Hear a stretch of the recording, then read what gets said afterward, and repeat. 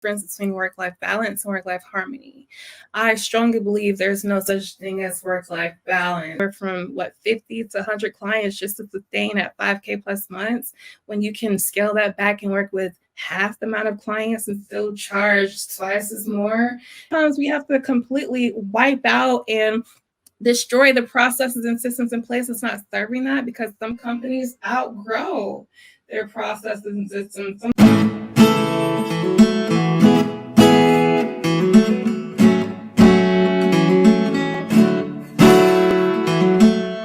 All right.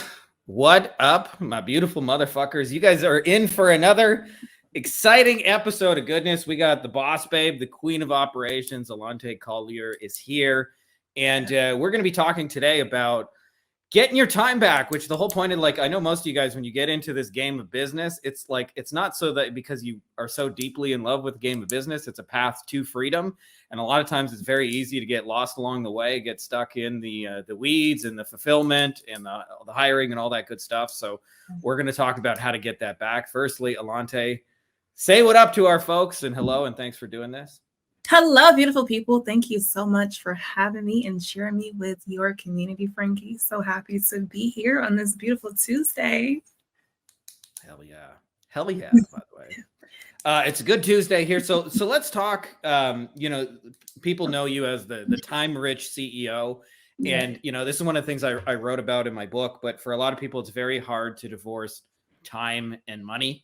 And especially like in our agency business, like a high ticket service model, it's very easy to become the business, to become the go-to person and just get stuck. Like for me, that meant my first 7 years, like I was the only one I knew answering emails on a Sunday night, sitting alone in a dark room and, being that guy. So let's talk, firstly, what is this big idea, time-rich CEO? And then we'll get into the details, like how does somebody actually become a time-rich CEO? Yeah, so let me go all the way back to where it started. Growing up, I grew up with two different examples. One example of what entrepreneurship looks like, and then, of course, what the typical 9-to-5 corporate style looks like.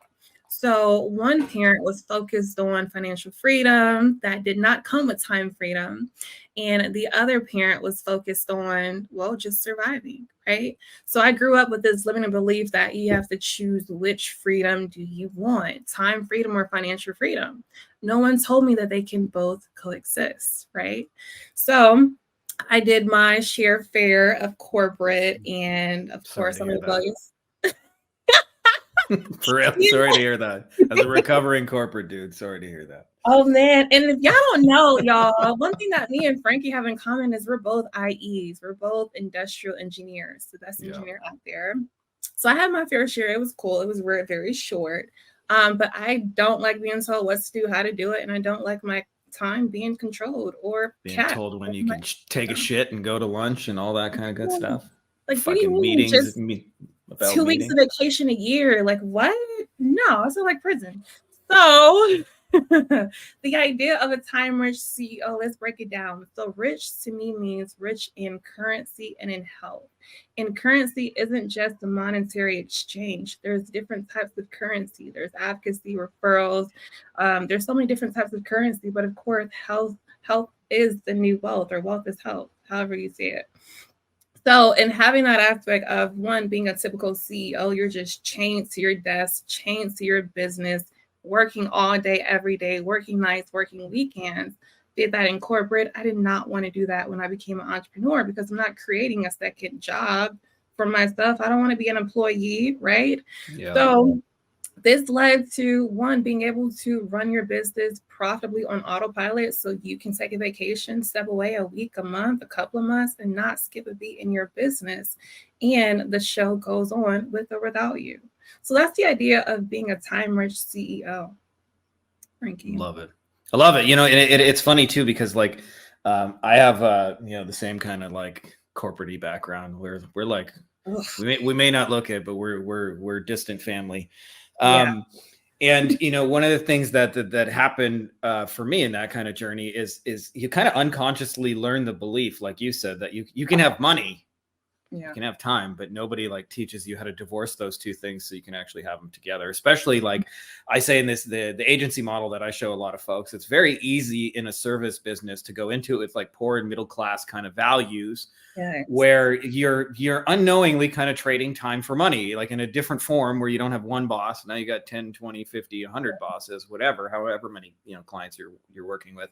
But it's the same kind of values you bring to the table. And so it seems impossible where like more clients must mean more work and more tied to the office. So I wonder if you could talk a little bit about like how that divorce happens for people and how you kind of like walk people through that, or maybe share a little bit of your own journey of like divorcing those two things. And I think sometimes like just being candid, like I have actually days where I fucking work a lot, even though people know me as the More Beach, but I love the shit I do. Like I've been working on a guide for my people and I've been grinding it out like 4 or 5 hours of writing, but like there's no boss man holding a gun to my head saying like, Frankie, you better sit down for 5 hours and write some shit or I'm going to be pissed at you. It's like totally an elective process. It's a choose to do. And I think that's the real magic. It's not always having like a completely empty calendar and doing nothing. It's just having the choice of wanting to do it. So I'd love to hear your thoughts on it and just kind of talk a little bit about the process of getting out of that when you're in the time sink and you're in that 80-hour week, overwhelmed, frustrated, crazy fucking blender.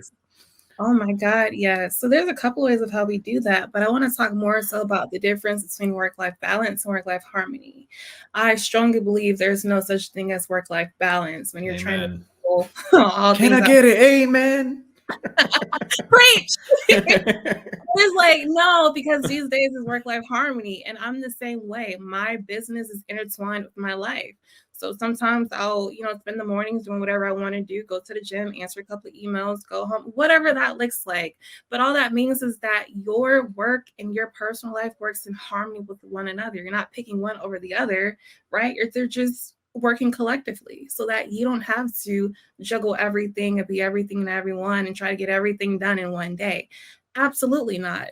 So how we go about doing things is we work in the agency in 3 different phases. One, starting with your business infrastructure. Of course, your business model has to be designed in a way where it complements the lifestyle that you want to have as a time-rich CEO. So if you're a coach, do you want to spend all of your, your days, your work weeks, work days, just coaching all day, whatever that looks like, right? Make sure that your business model at least gives you the time that allows you to fulfill and your clients do what you want to do in your business and still have some time for you. So that's our first phase. How is your business model designed? How is your infrastructure, right? Is it scalable? Is it sustainable? Then we go into the second phase. Your processes, your systems. Are they designed in a way to duplicate you? So help you get twice as much done in half the time? If not, how can we make sure that based off the infrastructure that's designed, you have the processes and the systems to bring it to life to make it happen? Which brings us to the last phase, phase 3. This is your support system. So you have the infrastructure, process, the systems going, but what if you want to just step away and take a vacation, a quarterly vacation, monthly vacation, whatever that looks like? Well, you need the personnel that's going to keep the ball going without you. So you're not there. You have to be there during the day-to-day, all day, every day, right? Yeah. So that's how we do things, those 3 phases. And in that, our clients are able to walk away with their businesses being able to run on autopilot profitably and also have their time to do whatever in the hell they want to do. Like me, I like spending my afternoons doing whatever I want to do. The gym, going out for networking events, social events, not doing shit. Netflix, baby. Or just sit around playing video games in your underwear, whatever floats your boat, anything, wine, whatever that looks like for you. Yeah. It's nice to have like just an empty blank canvas sometimes. I don't think enough people appreciate that. I'm glad you said that in that order, because that's the same order that I feel like a little validated, because that's the order I've been teaching people, is that your structure has to come first. Your systems and your process have to come second, and your team third. And I've seen it a lot of times where people do it in reverse. And what ends up happening is they just try and scale bloated, broken processes. And then it's like, you just scale chaos. I've actually had a few and it's really a structure issue that if you address the structure, then all the things that come after it. So I'd love to, maybe sometimes like one of the best ways to kind of talk about this subject is not necessarily about what to do, but maybe more about like what not to do. Like what are some of the structure mistakes you see people make that just, you know, cause you to make your life fucking miserable, for lack of a better term? Yeah. Well, let's start from the very beginning for all of my solopreneurs and professional service providers out there that are still charging hourly sessions, still working one-on-one, still being sucked in with all of the time that you have to fulfilling your clients and then find time to market and do sales and admin stuff and, you know, content and whatever else you have to do to stay visible. Oh, all the fun stuff, all the fun stuff. But I missed your question, Frankie. Well, just like some of the structure issues, like, you know, maybe you can elaborate on this, but I'll tell you the thing that I see is like literally just offering too big of a menu where it's like, hey, I'll be your pay-per-click guy. I'll be your SEO guy. I'll be your web designer. I'll be hey, you need a funnel. I'll be your funnel. You need some copy. You need some email. And then what ends up happening is, how do you design a structure? But I always say like, you know, I use the examples of Amazon and McDonald's because Amazon, when they first started scaling, like they're just a book company. Like you look at Amazon today, it's a different thing. But when they scaled, when they went through the scaling process, the only thing you got there was books. And the same thing is true of McDonald's. Is like if you look at McDonald's today, you know, you could get a different picture of what they look like. But there was a time where like they didn't even have Coke and French fries. Like they were just a burger place. And so like part of what made that ability to scale is like, you know, before somebody walks in the door, they're coming to you for a burger. And so you don't have to worry about all the curveballs of, you know, Coke and fries and salads. And we got a McRib, whatever that monstrosity is. And, you know, those kind of things. And so like, I'll tell you a big structure issue I see is just that, like when you have too big of a menu, then you have too many things to do. And now all of a sudden you're trying to create 500 processes to manage your chaos instead of like 3 things, which is like grill the burger, put it on the bun and put some cheese, then wrap it up and do it again, right? Like it's yeah. So okay, this brings back to phase 1, right? So we like to map out what your offer suite looks like, and this is where a lot of the cash injection starts happening, and a lot of the time starts getting reclaimed in the CO work weeks. So we look at what are you currently offering, right? Your coaching programs, consulting programs, service done for you, whatever that looks like. Let's first map out how many things you have in place, how many hours is it taking you, who all is responsible, all that's good stuff, the kind of revenue you can predict, all of that. Now, let's see, is this something that is sustainable 1 year down the road, 2 years, 3 years, 5 years, whatever, even just 6 months down the road? Is this sustainable? Is this something that you can find, you know, see yourself kind of rocking and rolling with without crashing and burning out? If not, then it starts there. And one of our favorite things to do is, one, we'll take, for example, like we were working with a private therapist. He has a private practice. He was charging just hourly sessions, charging just by the sessions itself. And my thing is, why are you, you know, doing your clients a disservice, giving them just a small piece of the portion when they're coming to you for the full transformation? So once we kind of go back from giving them just sessions and now packaging everything into programs and offers that you won't find anywhere else, now you don't have to serve as many clients. Like a lot of therapists need anywhere from 50 to 100 clients just to sustain at 5K plus months, when you can scale that back and work with half the amount of clients and still charge twice as more and still have your time and still have the revenue. So there's a lot of work that has to be done on the infrastructure side of things, and how can revamp your programs, your offers, so that one, your time that you're spending each work week is being divvied up the way that you want it to. If you want 50% client fulfillment, perfect. If you want to spend the other 50% marketing and selling, cool, let's make that happen. And it starts with how you're fulfilling on your promises that you're offering to your clients, if that makes sense. Yeah, totally. And, you know, I've always said actually on that especially internet marketers, like we get all excited by the monthly revenue. Like that's the number, at least in my world, that people like pay the most attention to. But I always say there's a hidden metric called like time and energy, and especially energy in particular. And it's like not all of your service offerings, like if you measure per unit of money, are the same in terms of energy. And like an example of that, I have 2 agencies I consult with. They're doing around $200,000 a month, both of them. And one of the conversations I have, let's just call we'll pick a name that starts with an A. We'll call him Adam. We'll say that's not his real name, but Adam, when we have consulting, is like, oh my God, everything's crazy and this system's broke. I'm trying to hire and that client and this thing, and like it's just pure chaos, and like, you know, and it's a structure issue, not a anything else issue. And then I have B. We'll call him Bob. And Bob says, well, I have all my systems in place, my team. I don't really do anything. Like, am I doing something wrong? Like, we make a bunch of money and it's really easy. Like, should I be doing something different? And I'm like, no, you're completely fine in what you're doing. But the reason I say that is because if you only measure the amount of money, like they're identical businesses. But I can tell you, as somebody who's been in both of their shoes in different ways, like if you can be Bob, where you're just like, I don't know, things are pretty easy and it just kind of hums along. That's a very different business model than the Adam business model, where you're constantly, you know, questioning your sanity, wondering if you should blow the whole thing up. And I think you hit the nail on the head when you said part of it is really just dialing in on the transformation you make and getting away from it. Like, I see a lot of people in our world, they'll sell all these one-off websites, and what they're really good at is like, hey, we know how to rank your website and build a continuous stream of new business. Well, then why are you designing websites in the first place if you don't even really like it? You're not that good at it, and it takes all this energy, and you only get paid one time, and it's like the equivalent of the one-off session. It's like, just drop that out. Like, if you measure money per unit of energy, like that one is crazy high, and the other thing you do is actually like way lower, and you like doing it and you're good at it. And it's like, sometimes it's like actually about taking offers out of there. So let's talk phase 2. You mentioned systems and processes. For those of you guys who've never been through that process, it's like, you know, if you got 5 clients, you probably don't need systems and processes. You probably can manage everything yourself. But if you add a 0 or, you know, double, then it becomes a total nightmare. If, like, you know, everybody has a different way of making the burger at your restaurant. And some people think like, you know, we need a chicken burger. Another person says like, screw that, the boss doesn't know what he's doing. We're going to start serving pizza. Another person's like, hey, we're going to be a milkshake company and all of that. So like, how do you approach this? Or maybe actually let's go this way. It's like, how do you see people approach the systems and the processes wrong? And where do we I hear that is.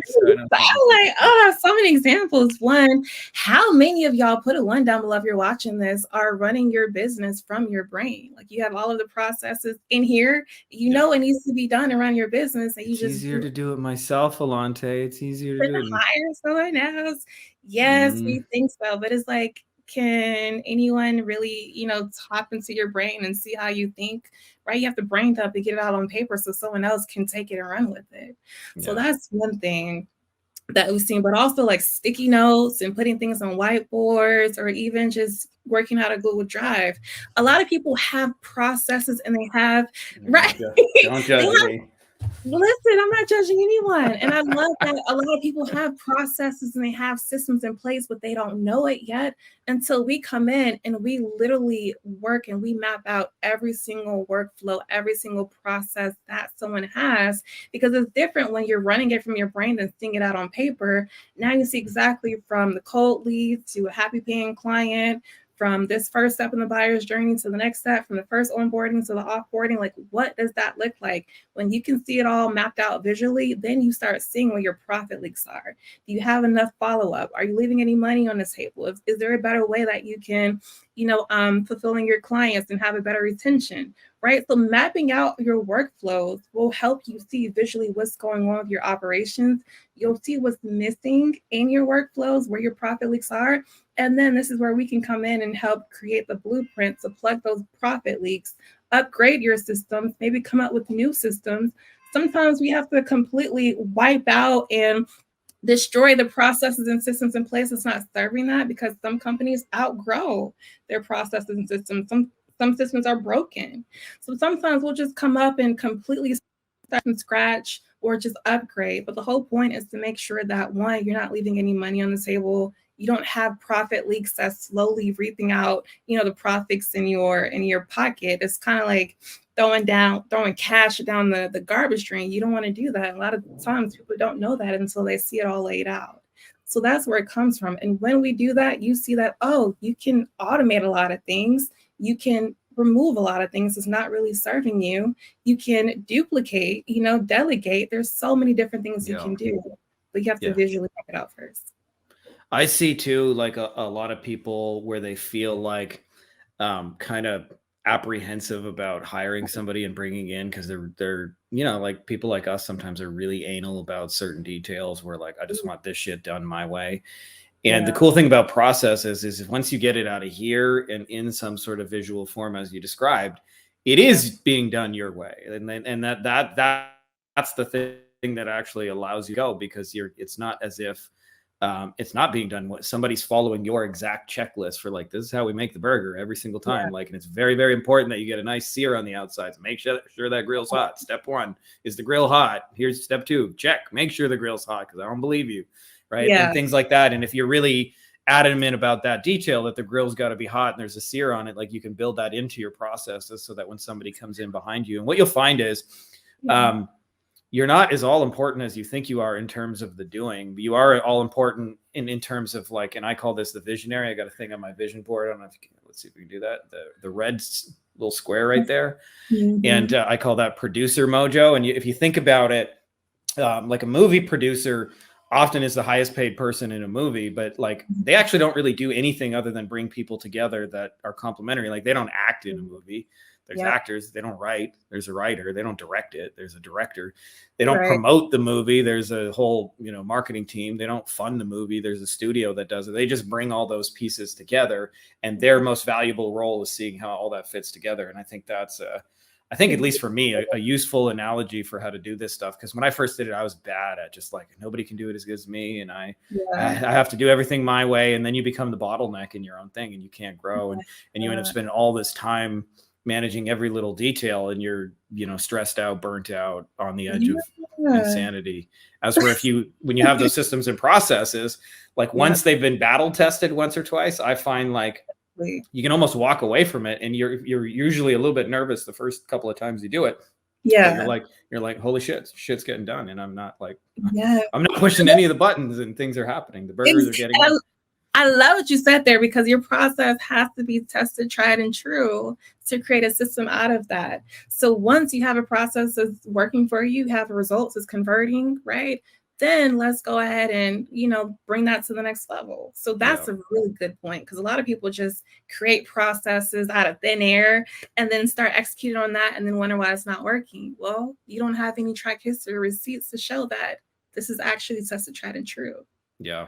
I see that in my world, where people like create these massive funnels. I'm like, have you ever sold this to one person in real life? No, but I got a 50-step funnel, and I guarantee you it's going to work. I'm like, well, I don't know. We don't work with magic now. We work with data. Exactly. So let's talk phase 3. You're bringing in people, and I find usually people's temptation is to want to start here, because it's so tempting to believe, man, if I could just find the right person, I could just dump all this shit and never have to do it again, and they'll figure it out. I'm not saying that never happens, but usually, like in my experience, like you said, it's like that happens after you've addressed the structural issues first and then built the systems and process. Then when you find it's almost actually easy to hire, because people are walking into a system, right? Like, hey, we're McDonald's. This is how we make burgers. We've been making burgers 100 years. It's like, it's a lot easier to find somebody who can do that kind of correctly once you have, a system for that, as where when you're just kind of make it up as you go. Like, what do you guys do here? I don't know. We just make good food, I think I need this person. Like, it's like once you do things in this order, then it naturally opens up the segue of, okay, this is exactly who I need. This is exactly what this person is going to be doing. Let me go out and find this person. Make sure they're in alignment with what we stand for. And that's where a lot of the mishaps happen, because I've seen a lot of turnovers happening just in the last 6 months in the consulting and coaching space. Hear that a lot of people just skip steps. So you made a really good point that, one, you have to have your infrastructure in place. You have to have your processes, systems in place.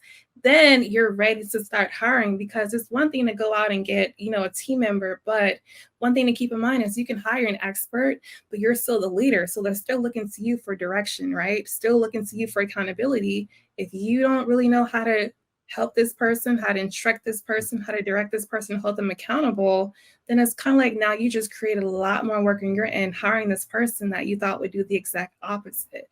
So the way that we do things is there's no cookie cutter way of hiring someone, right? My first team member was probably not the first team member you hired. But what I will say is that once you have phase 1 and phase 2 down pat, Now you look at everything that you're doing on a day-to-day, week-to-week, month-to-month, quarter-to-quarter basis. Look at where you're dropping the ball at. And those tasks is going to create what your next position looks like or who your first or next team member is. And then you start looking at, okay, so what are their roles and responsibilities that they need to start taking care of that I'm dropping the ball on? Then how can I hold them accountable? What does that accountability system looks like? And that's how we do things here. Yeah, that's when you start going pro. And I'll say, like, just, my own experience with hiring as somebody who like went through like a lot of the similar phases you're describing. You make a lot of mistakes in that journey. Like I comically wrote about it in the book, but I had my first Filipino VA, not my first one, but one of my first ones. I had a time tracking software and like they didn't get anything done. So I went to go look at like, what have you been doing all day? And they were just watching cartoon porn. And like, it always crack me up because like, in the time tracking software, it doesn't like log your computer 24/7. Like I'm not spying on you. You have to click like, hey, it's work time. I'm beginning my work shift. And so he clicked, I'm starting my work shift, and then spent the next 8 hours watching a chick getting banged by an octopus, which is obviously like pretty normal. But as you get better at the structure and the systems and processes, I wouldn't say I still bat 1,000. We actually just had to fire somebody like a couple of weeks ago. And I always hate doing that. But your batting averages get way higher. Like you know, like if I hire 5 people, like usually like 3 or 4 of them will work out. And that's in the beginning, it was like I'd hire 50 people and maybe have one mediocre one at the end of it. And 49 people who made my life harder. And as you said, because it's a different thing. Like when you hire somebody and you're just saying like, I'm miserable, like I need you to take this work and go figure it out, versus like, hey, we have a step-by-step system. This is our process. Here's your training. Here's how you're going to be measured. Here's the reports you have to make to show me you're getting it done. Here's the communication I need from you. Here's our process if you have any questions or you get stuck. And all of that, like suddenly, like almost everybody works out. Like I'm not saying 100%, but it's amazing. Like, because they have, something to follow that, like, And one mistake that I made is I wasn't taught the blueprint of how to hire properly. So I went through hiring a lot of VAs a couple of years ago. That never happens. When we first started and they don't work out. And there's a difference between hiring A players and B players. Back then, when I was doing coaching, I was hiring nothing but B players. I had nothing but VAs on my team, right? And VAs are known to they're like copy and paste kind of personnel people, right? Yeah. You hire someone, you tell them what to do, and they just do it for you. There's going to be a point where you're going to outgrow these B players. You're going to look more so for those who's going to bring strategy and innovation to the table. Yeah. Now look at how can you not only take this task and run with it, but now improve, help us increase our bottom line, help us do things better, faster, quicker.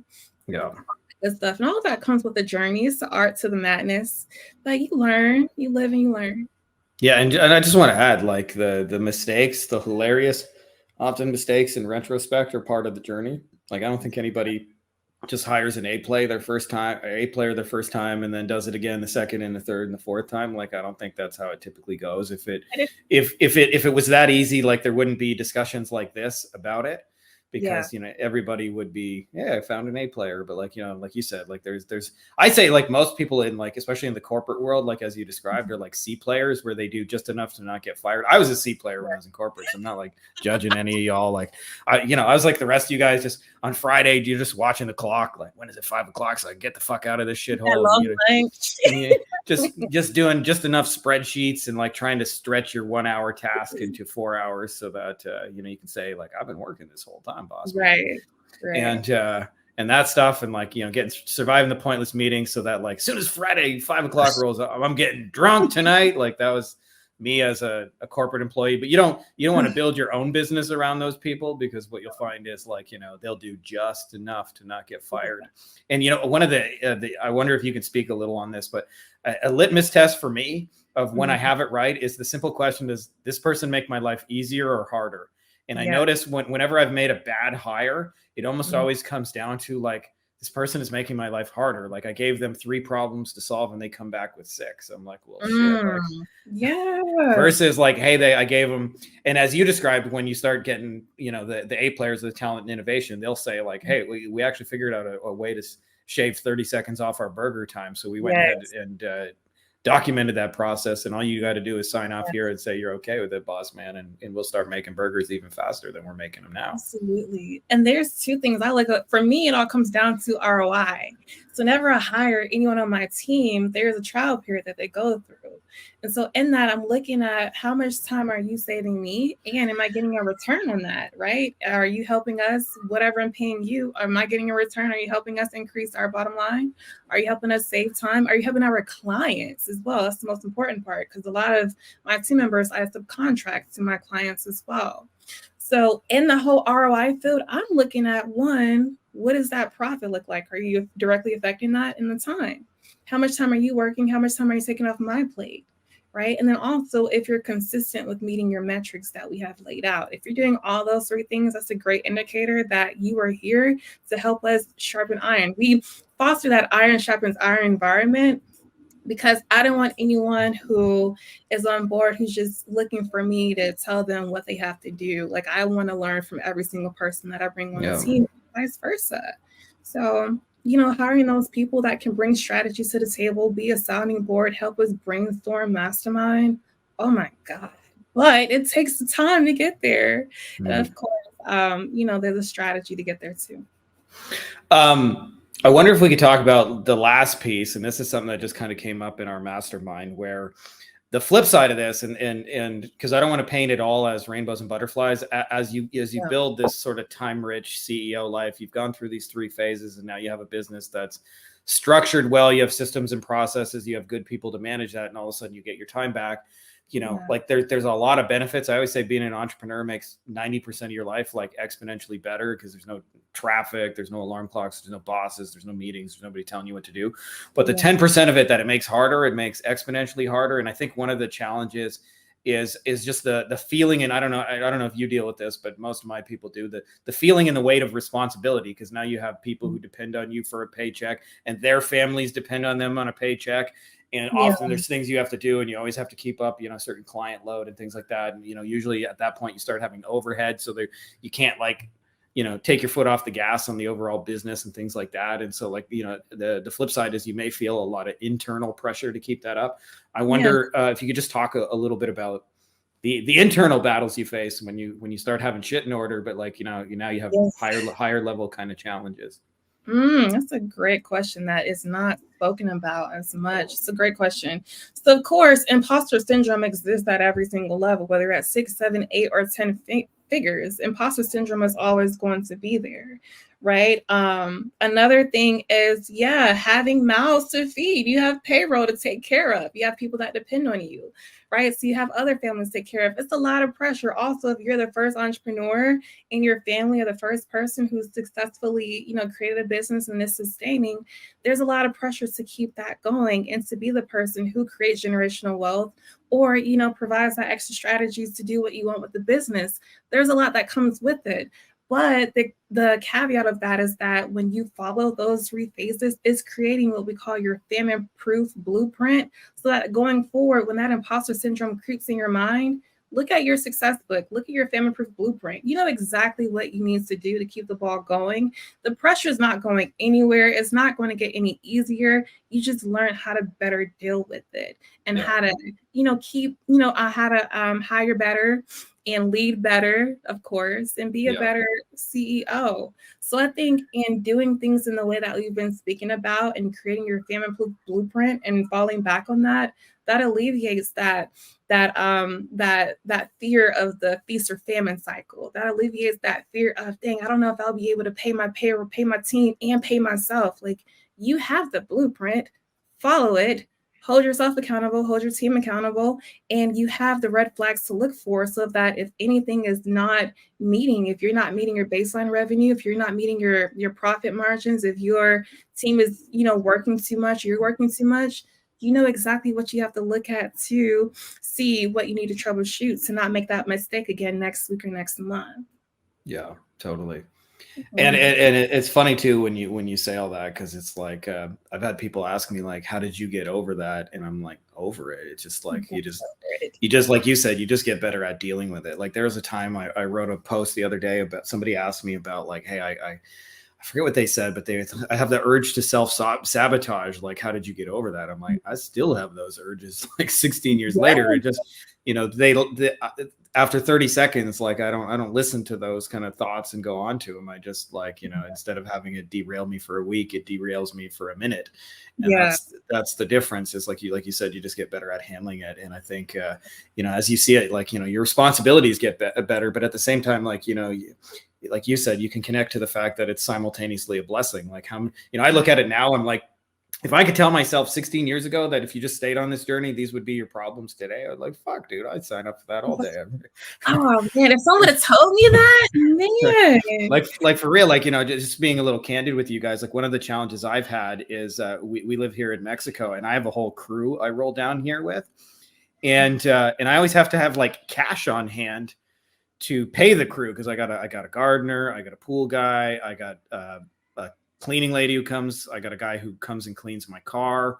I have a nanny that comes a couple times a week. I got a babysitter so we can do a date night, and like there's just and I got a repair guy on standby, and stuff like that. And like, of course, when you're in a foreign country, like the bank machines don't let you take out a lot of money in one. So I have to like plan sometimes like 2-3 trips just to be able to like pay the crew for a month. And there's always like, little pressures and things like that. But I'm like, man, if you had told me like you get to live in a big old fucking palace and you got a whole crew of people doing all your bidding, like that's your biggest problem in life, quit your fucking whining, boy. Right. So that's the flip side of it is. Can I pause you there for a second, Frankie? Because you mentioned something that I admire in how you've been able to be successful all these years in your agency is you've replicated the same thing in your personal life as well. You've gone through those same phases. You have the infrastructure in place, you have your processes, your systems, and you have the proper support team in place as well. So the fact that you've done that professionally and personally, you exemplify what being a time-rich CEO is. And you have the blueprint, Frankie. Woo! Love it, girl. You can butter me up anytime. So I want to be super mindful of your time here. Let's talk. People want to learn more about you. Find your shit, buy your shit, investigate you. Like, what's the next move for our folks? Yeah. So if y'all are on Facebook, simply just send me a message, friend requests, all that good stuff. I'm primarily on Facebook. For everyone else, just go to the timerichceo.com and you will find everything there is to know about me. Next steps, what we offer. Just want to add, for those of you guys who are watching the replay of this in my group, I'll make sure to put links for you guys below this video so that you guys can find those. Awesome. But yes. Everything is there. So just connect with us and we'll tell you what your next step is, whether that's, locking arms or referring you to someone in our network or just having a conversation and giving insights or resources. Yeah, use them. I'll tell you, by the way, most of you guys bring me like what you think are marketing problems that are really operations problems in disguise. And the reason why they're operations problems is because entrepreneurs were generally like really bad at consistency. And the way you fix consistency is not by trying to make yourself something you're not. It's by the process you described of like figuring out the structure, building processes, and then making people responsible. It's the reason why I'm able to make like so many videos is because I don't edit my videos. I don't post them. I don't like, there's processes and teams that run in the background. If I had to do any of those things more than 3 times, that shit would never happen. And so, that's my way of saying, like, most of you guys think you have other problems, but they're actually operations problems in disguise. And that, somebody like Allante can help you simplify that dramatically. So appreciate you for doing this, and much love for you and our folks. No problem. Thank you for having me, Frankie. And it's been nice communicating and chatting with y'all. And thanks to our man, Nate, for the intro. All right, y'all, take care. Guys, if you like this video, you're also going to want to grab some free bonuses, which you can get at our website, Beyond Agency Profits. To make it easy for you, I've put the links to it in the description of this video, as well as pinned in the top comment. And we've got a couple of awesome things. This is what you'll get after you sign up. You get some of our best training, how we're closing clients over Loom videos, how we sometimes sign clients that is not a misprint for under $5 US. how to demonstrate your value in like amazing ways, trainings, how to have your clients write the best copy of your life, how we're closing without phone calls, campaigns that we've generated for clients that have done over $100,000, as well as scripts you can use to get conversations going with clients in under 10 minutes. All you got to simply do is go there, enter your name and email address, and then this is what you'll see on the other side. So if that's interesting to you, make sure to click the links below, and I will see you on the other side.